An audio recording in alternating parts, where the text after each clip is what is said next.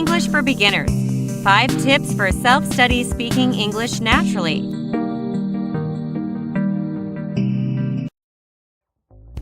Hello everyone! Today I will share with you some tips that I received from my fan Mark.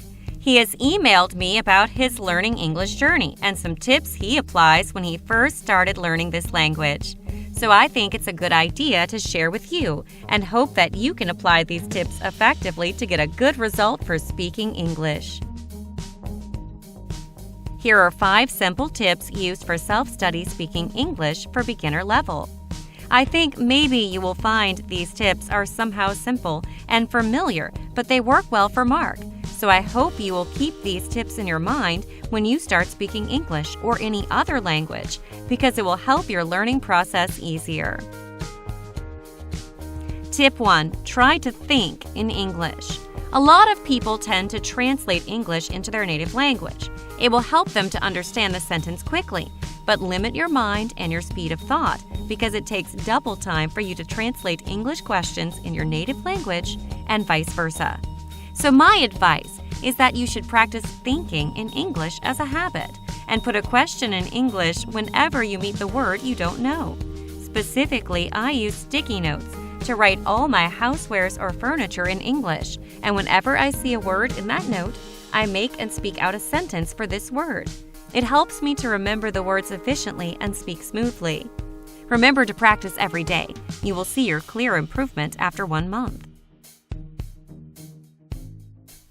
For example, when I get up and see the word water, I make a simple sentence like, I have to drink 3 bottles of water for a day.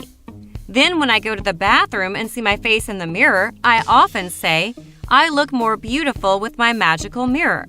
This compliment helps me to remember the word mirror and lights up my day. Tip 2. Use English to English dictionary. I am sure that you will find quite difficult at first, but when you get familiar with this kind of activity, it will build up your vocabulary range, help you to understand clearly the meaning of the word, and improve the way of thinking in English. 2 kinds of dictionaries you should use are Oxford dictionaries and Longman dictionaries. For example, I know the word housewares and look it up in the Longman dictionary. Here is the explanation. Housewares, small things used in the home, for example, plates, lamps, etc., or the department of a large shop that sells these things. So, if you understand all the words, it is very good. If not, you can click to the new words in the explanation part to know about the meaning, or check it on Google's image to illustrate these words.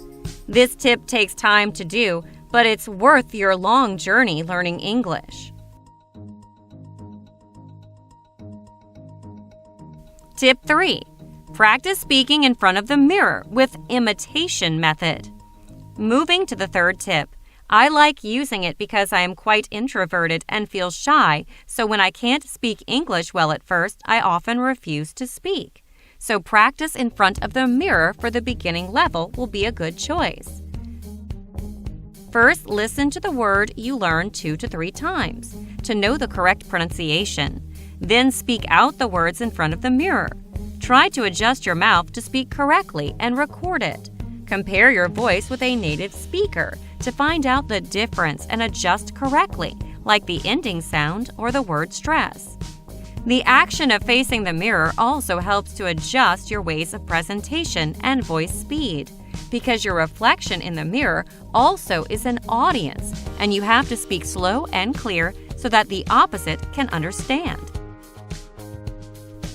When you get acquainted with the mirror using imitation method, I mentioned in the previous video to practice. Video link in the description. Tip 4. Learn in topics and phrases. Another tip to remember is that do not learn the words separately. You should learn in phrases and topics. Then it helps you to form your sentence naturally. For example, when you learn the topic family, you shouldn't learn only the words family, parents, daughter, but should learn more some phrases like grow up, take after, get along with.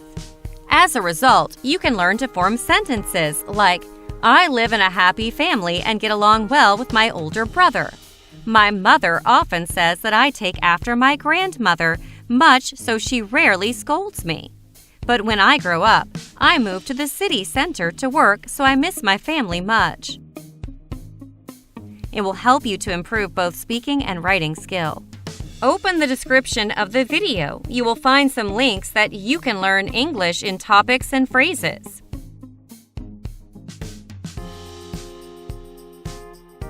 Five, learn English through short stories.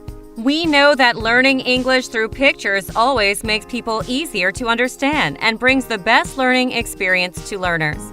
Take a look at the benefits of reading stories bring to you. Understand deeper and broaden understanding. Know more vocabulary and how they are used in real contexts. Motivate imagination, create your own story. Enhance communication skill.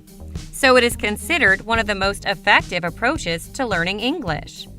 To know more about how to use short stories, read the post, How to Learn English Effectively Through Short Stories carefully. The link has been put in the description of the video.